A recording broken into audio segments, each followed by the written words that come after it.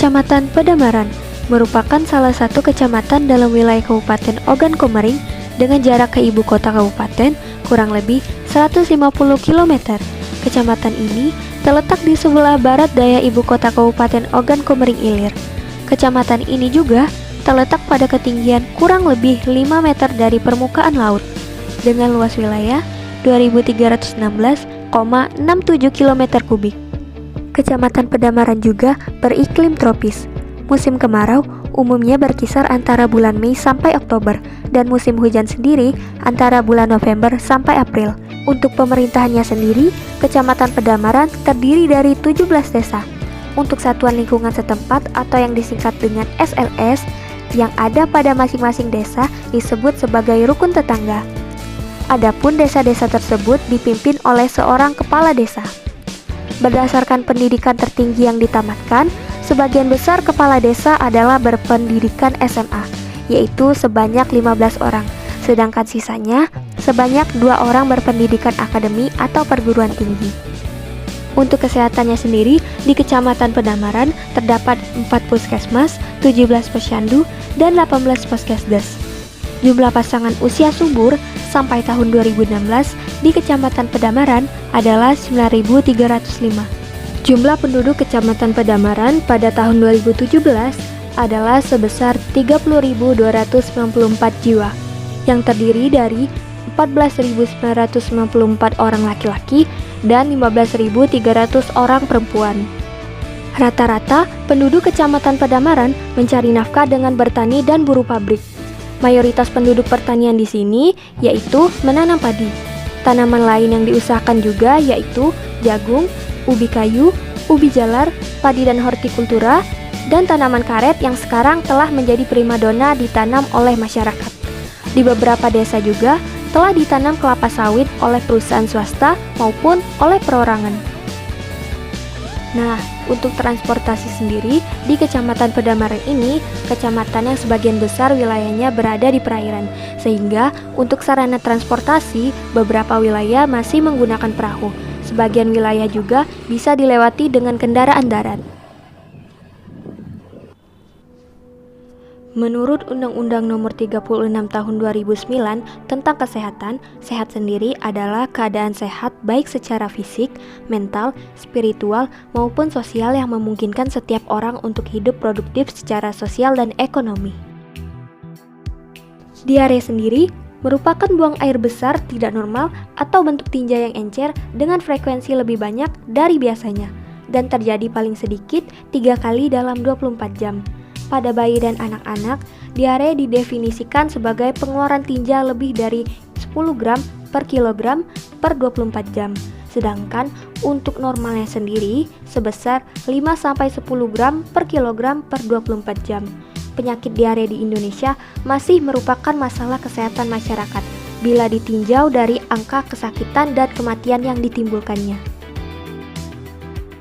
Berdasarkan data kesehatan Provinsi Sumatera Selatan tahun 2017, diketahui menurut jenis kelamin ditemukan 176.255 kasus yang tersebar di seluruh kabupaten dan kota di Provinsi Sumatera Selatan. Adapun kasus kejadian diare di Kabupaten Ogan Komering Ilir ini mencapai 17.661 kasus kejadian diare. Diare juga menjadi penyakit dengan jumlah kasus terbanyak yang ada di Kecamatan Pedamaran. Angka kejadian penyakit tertinggi di Kecamatan Pedamaran Kabupaten Ogan Komering Ilir ialah penyakit diare yang setiap tahunnya mengalami peningkatan. Pada tahun 2014 terdapat 43 kasus kejadian diare. Pada tahun 2015 mengalami peningkatan dengan jumlah 77 kasus dan pada tahun 2016 kasus kejadian diare meningkat menjadi 3.159 kasus. Semua ibu yang mempunyai balita yang mengalami diare berada pada wilayah kerja puskesmas berjumlah 732. Dari data ini dapat disimpulkan jika populasi yang rentan terhadap penyakit diare adalah balita.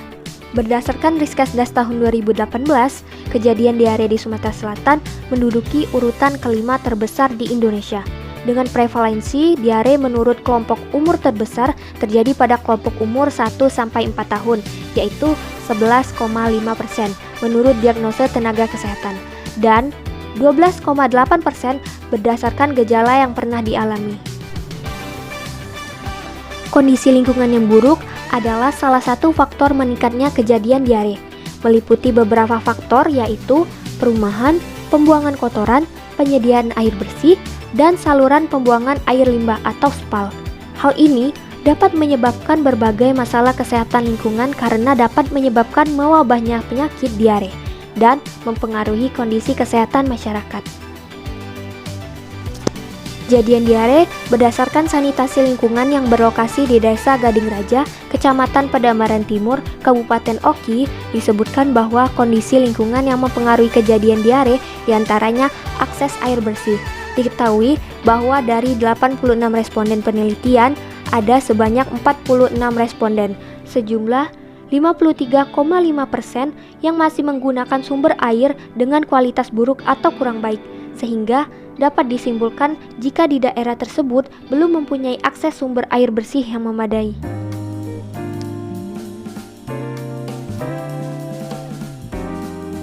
Jamban keluarga. Diketahui, 86 responden penelitian, jamban keluarga yang digunakan oleh responden ada sebanyak 53 responden atau sejumlah 61,6% yang memiliki jamban keluarga baik, yaitu menggunakan jamban leher angsa, dan sebanyak 33 responden dengan kepemilikan jambannya buruk atau kurang baik, sehingga dapat disimpulkan jika masih terdapat beberapa jumlah yang belum memiliki jamban atau dapat dikatakan memiliki jamban yang kurang memadai. Pengelolaan sampah. Diketahui dari 86 responden penelitian, ada sebanyak 58 responden atau sejumlah 67,4% yang melakukan pengelolaan sampah masih buruk atau kurang baik, dan sebanyak 28 responden yang pengelolaan sampahnya sudah baik. Dapat disimpulkan bahwasannya di daerah tersebut masih banyak masyarakat yang pengelolaan sampahnya kurang baik. Akar penyebab permasalahan kesehatan pada masyarakat ini yang terjadi pada penyakit diare yang pertama yaitu masyarakat masih memanfaatkan air dari sumber air yang buruk atau kurang baik. Nah, biasanya berasal dari sungai yang belum memenuhi syarat-syarat air bersih. Di sini ada beberapa syarat-syarat air bersih seperti air PDAM, sumur gali, dan mata air yang terlindungi. Kedua, masyarakat yang menggunakan jamban keluarga yang baik atau jamban leher angsa belum menyeluruh, sehingga masih banyak masyarakat yang membuang tinja di sembarang tempat. Ketiga, sebagian besar masyarakat belum bisa melakukan pengelolaan sampah dengan baik, sehingga tempat yang pengelolaan sampahnya buruk atau kurang baik dapat menjadi tempat yang baik bagi perkembangbiakan vektor dan mikroorganisme yang dapat menyebabkan bibit penyakit.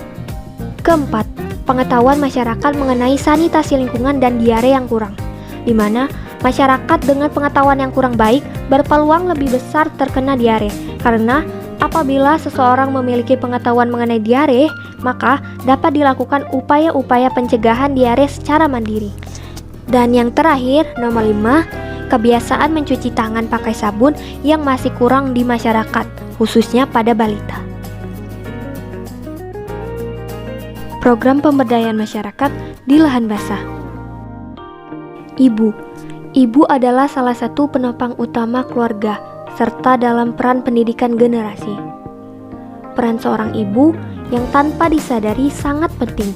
Tentunya, para ibu seharusnya memiliki ilmu sebagai bekal untuk menjalankan setiap kegiatannya, baik dalam hal berumah tangga maupun hal dalam mendidik anak.